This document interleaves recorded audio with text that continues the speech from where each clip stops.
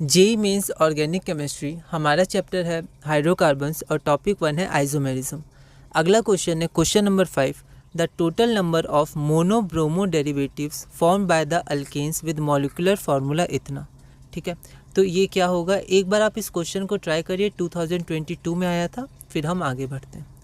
तो यहाँ पर बोला गया हमारे पास ये अल्केन है, तो ये पेंटेन हो गया, और एक्सक्लूडिंग स्टीरियो आइसोमर्स, तो स्टीरियो आइसोमर्स को काउंट नहीं करना है, और मोनो ब्रोमो डेरिवेटिव्स। ठीक है, तो इसको हम लोग कैसे सॉल्व करेंगे।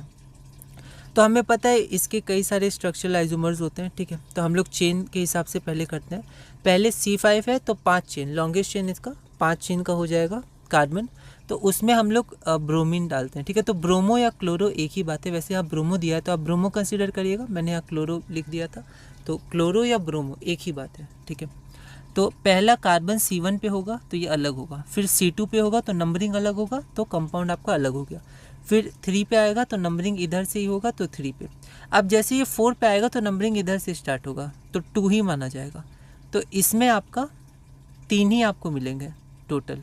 ठीक है, आइसोमर्स, और हमें स्टीरियो आइसोमर्स नहीं काउंट करने। ठीक है, सिस या ट्रांस, और ये ज्योमेट्रिकल हो गया और आपका ऑप्टिकल हो गया। ठीक है, तो ये क्योंकि सिंगल बॉन्ड है हर जगह, तो यहाँ पर ऑप्टिकल आइसोमर्स बन सकते हैं, पर हमें उन्हें काउंट नहीं करना है ना, क्योंकि लिखा हुआ है एक्सक्लूडिंग स्टीरियो आइसोमर्स। फिर अब 4 चेन की बनाते हैं, 4 लॉन्गेस्ट चेन, तो एक कार्बन है, तो एक कार्बन हम लोग पोजीशन 2 में रखें या 3 पे, एक ही बात है, क्योंकि इधर कार्बन रखेंगे तो इधर से नंबरिंग शुरू हो जाएगा। ठीक है, तो अब यहाँ पर हम लोग जोड़ते हैं, तो पहला कार्बन C1 पे जोड़ सकते हैं, फिर हम लोग C2 पे जोड़ सकते हैं, फिर C3 पे जोड़ सकते हैं, C4 पे जोड़ सकते हैं, चारों पे जोड़ सकते हैं। ठीक है, और ये दोनों तो आइडेंटिकल हैं, तो इनमें से किसी एक पे ही जोड़ेंगे। तो यहाँ से हम लोग को 4 मिल गए, 4 आइसोमर्स। ठीक है, अब 3 चेन का बनाते हैं, तो 3 चेन में सिर्फ एक ही बनेगा, है ना। इसको नियोपेंटेन बोलते हैं, याद रखिएगा, कॉमन नेम बहुत इंपॉर्टेंट है, नियोपेंटेन, आइसोब्यूटेन। ठीक है, तो ये नियोपेंटेन है, तो इसमें ये चारों सिमेट्रिकल है। ये क्वेश्चन भी आया हुआ है कि किस 72 इसका होता है मोलिकुलर मास, तो किस में सिर्फ एक ही मोनोक्लोरिनेशन का प्रोडक्ट बनता है, तो वो नियोपेंटेन होता है, क्योंकि ये चारों सिमेट्रिकल मिथाइल है। तो आप किसी में भी जोड़िए, एक ही बात है। तो यहाँ से हम लोग को एक ही मिलेगा, है ना।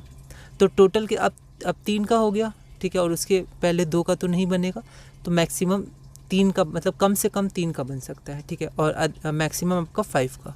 तो 5 से आपको 3 आइसोमर्स मिले, और 4 से आपको 4 आइसोमर्स मिले, तो 4 + 3 7, और 3 से आपको 1 मिला, तो 7 + 1 8, तो आपका आंसर हो जाएगा 8।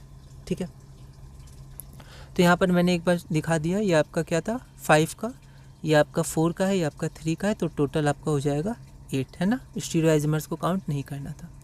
तो इस वीडियो में हमने अपना क्वेश्चन नंबर 5 पूरा किया। अगली वीडियो में हम क्वेश्चन नंबर 6 करेंगे और इस टॉपिक में आगे बढ़ेंगे।